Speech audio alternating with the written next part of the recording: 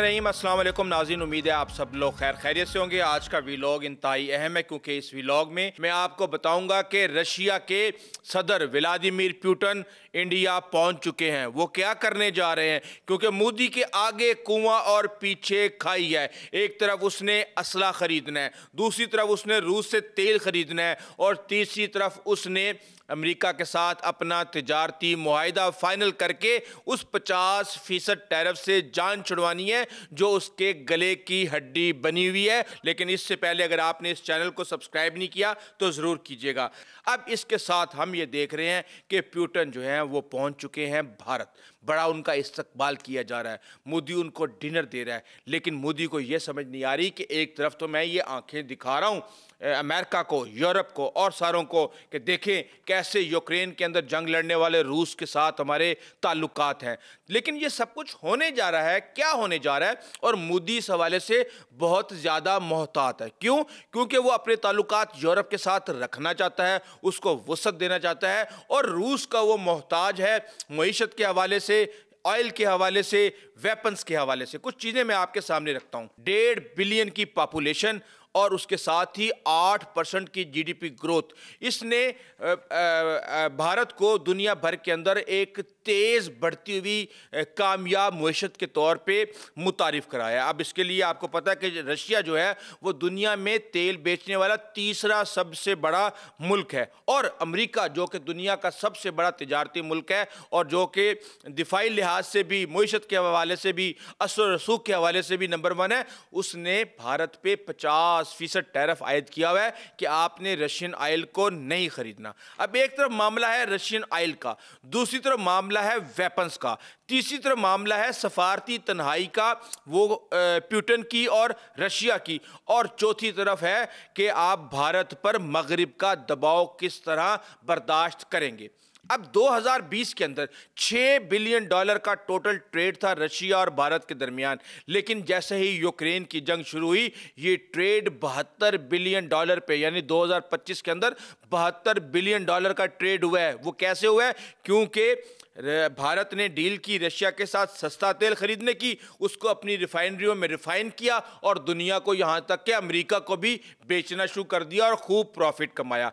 अब यहाँ पे भारत जो है उससे अमेरिका बहुत नाराज़ हो चुका है और वो कह रहा है कि इसको रोको। भारत की जो कंपनियां हैं वो अमेरिकी पाबंदियों से बचने के लिए इस खरीदारी को ऐसा ऐसा कम कर रहे हैं। लेकिन अगर हम दिफाई बरामदात की बात करें तो हम ये देखते हैं कि 2020 और 24 के अंदर जो दिफाई बरामदात हैं वो 36% कम हुई हैं। अब अगर हम डाटे को उठा के देखें पिछले 15 साल के, 2015 से 20 के दरमियान 55% जो है वो दिफाई ज़रूरियात जो है रशिया से पूरी की जा रही थी।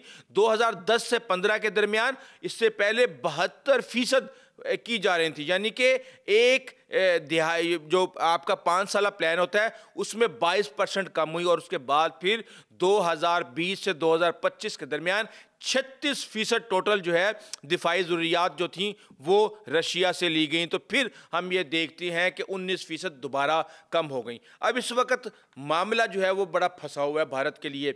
अब डिफेंस की चीज़ें लेगा वो, एग्रीमेंट्स होंगे, लेकिन वो बताए नहीं जाएंगे, उनका ऐलान नहीं किया जाएगा जब तक कि अमेरिका के साथ तिजारती मुआहिदा नहीं हो जाता। लेकिन क्या होने जा रहा है ये मैं आपको बता सकता हूँ।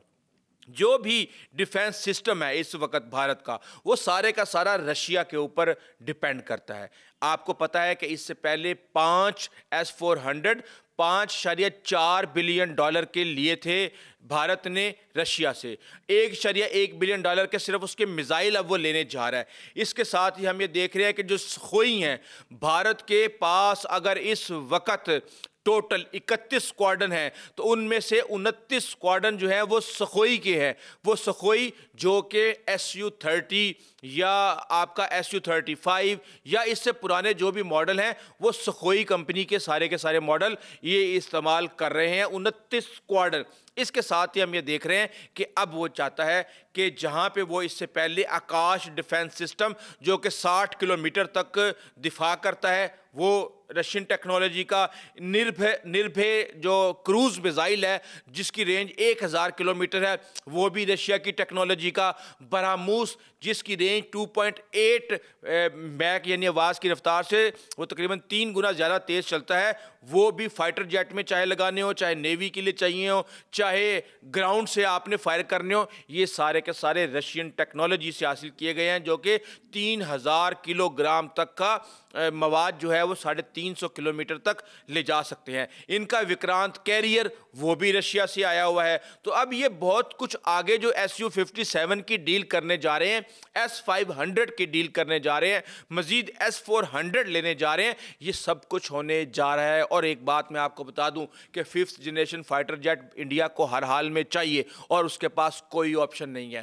F-35 اس کے کسی کام کا نہیں ہے، کیونکہ نہ اس کے سورس کوڈ ملیں گے، نہ اس کی ٹرانسفر آف ٹیکنالوجی ملے گی، اور بہت کچھ جو اس کی مینٹیننس ہے وہ بہت ہی کاسٹلی ہے۔ تو انڈیا کے اندر Su سیریز کے جہاز پہلے 30 Su-30 اسمبل ہو رہے ہیں، تو یہ Su-57 کے علاوہ ان کے پاس کوئی آپشن نہیں ہے، کیونکہ J-35 اس وقت نیو دہلی کے کاغذوں میں پاکستان کو کسی بھی لمحے ملنے والا ہے، اور اس کے بدلے میں انہیں 5th جنریشن فائٹر جیٹ چاہیے۔ جو خبریں ہمارے پاس آئی تھی 120 طیاروں کا ایگریمنٹ ہونے جا رہا ہے، جن میں سے 20 کے قریب ان کو فوری طور پہ چاہیے ہوں گے، جن میں ڈوئل سیٹ بھی چاہیے ہوگی، یہ ریڈار اپنا اس کے اندر لگانے جا رہے ہیں، اور ملٹی انٹیگریشن سسٹم جو ہیں وہ اپنے اس کے اندر انسٹال کرنے جا رہے ہیں۔ لیکن ہماری خبروں کے مطابق ابھی رشیا کے اوپر پابندیاں ہیں، اس کو باہر سے وہ سامان نہیں مل رہا جو کہ وہاں پہ ان کو بنانے کے لیے چاہیے ہوتا ہے۔ تو رشیا کے پاس اپنے پاس بھی 30-35 سے زیادہ Su-57 نہیں ہے، تو وہ ان کو کیا دے گا اور کب دے گا اور کیسے دے گا؟ 5 سال سے S-400 کے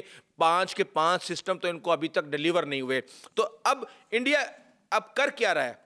یہ سمجھنے کی بات ہے جو میں نے آپ کو شروع میں کہا تھا کہ کس طرح پاکستان $8 بلین سے $83 بلین کو شکست دے رہا ہے۔ انڈیا خرید رہا ہے مہنگا ترین اسلحہ اور اس سے جنگ لڑنے کی کوشش کر رہا ہے۔ $250 ملین کا اس کا جہاز تھا، پاکستان کا $25-30 ملین کا جہاز تھا، پاکستان نے پھر بھی ان کے 8 جہاز گرا دیے، اور الحمدللہ ہمارے ایک جہاز کو بھی خراش نہیں آئی۔ ایک ٹیکٹکس اور دوسرا سستے ہتھیار۔ اب بھارت کیا کر رہا ہے؟ $3 بلین کے انہوں نے MQ-9 بلین کے 31 ڈرون لیے ہیں۔ اب اس سے کیا یہ فائدہ اٹھائیں گے یہ آپ کو وقت کے ساتھ ہی پتہ چل جائے گا۔ اور اس کے علاوہ اسرائیل سے ہارپ، ہیرون اور ہیروپ میزائل جو لیے ہیں، جو کہ آپ کو پتہ ہے کہ مئی کے مہینے میں جب جنگ ہوئی تھی تو وہ سارے کے سارے استعمال ہوئے تھے پاکستان کے خلاف، اور جگہ جگہ سے ان کی فوٹیجز ہمارے سامنے آئی تھیں۔ تو یہ صورتحال اس وقت چل رہی ہے، اور الحمدللہ پاکستان چائنا کی مدد سے ایک صحیح سمت میں کھڑا ہوا ہے اور چیپ ویپنز بنانے کے راہ پر گامزن ہے، کیونکہ اگر آپ نے کسی کی کمر توڑنی ہے تو آپ سستے اٹیکس کرتے جائیں اور وہ مہنگا دفاع کرتے جائیں گے، اور ایک وقت آئے گا کہ ان کے پاس وہ مہنگا دفاع کرنے کے لیے نہ پیسے ہوں گے اور نہ ہی ہتھیار ہوگا، اور لانگ ٹرم وار کے لیے اس وقت بھارت کسی صورت بھی تیار نہیں ہے، کیونکہ وار کے ڈائنامکس چینج ہو چکے ہیں۔ اس حوالے سے آپ کو اپڈیٹ کرتے رہیں گے۔ ابھی تک کے لیے اتنا ہی، آئندہ تک اجازت دیجیے۔ اللہ حافظ۔